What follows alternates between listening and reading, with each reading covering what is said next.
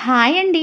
అలిసిందల గుడాలను బ్రేక్‌ఫాస్ట్‌కి కానీ, లేదా స్నాక్స్‌కి కానీ ఏ విధంగా ప్రిపేర్ చేయాలో ఇప్పుడు మనం ప్రాసెస్‌ని చూద్దాము. అలిసిందలను 2, 3 గంటలు వాటర్‌లో నానబెట్టుకొని, నానిన అలిసిందలను కుక్కర్‌లో వేసి, కొన్ని వాటర్‌ని యాడ్ చేసి 2 విజిల్స్ వచ్చే వరకు మెత్తగా ఉడికించుకోవాలి.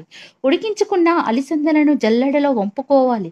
తర్వాత స్టవ్ వెలిగించుకొని, కడాయి పెట్టుకొని, కొంచెం ఆయిల్ వేసుకొని, అందులో ఆవాలు, జీలకర్ర, కరివేపాకు, కట్ చేసిన ఆనియన్స్, కట్ చేసిన పచ్చిమిర్చి కొన్ని, చిటికెడు పసుపు, కొంచెం మెంతి, ధనియా పౌడర్‌లను వేసుకొని, ఇంగువ వేసుకొని గరిటెతో కలుపుకోవాలి.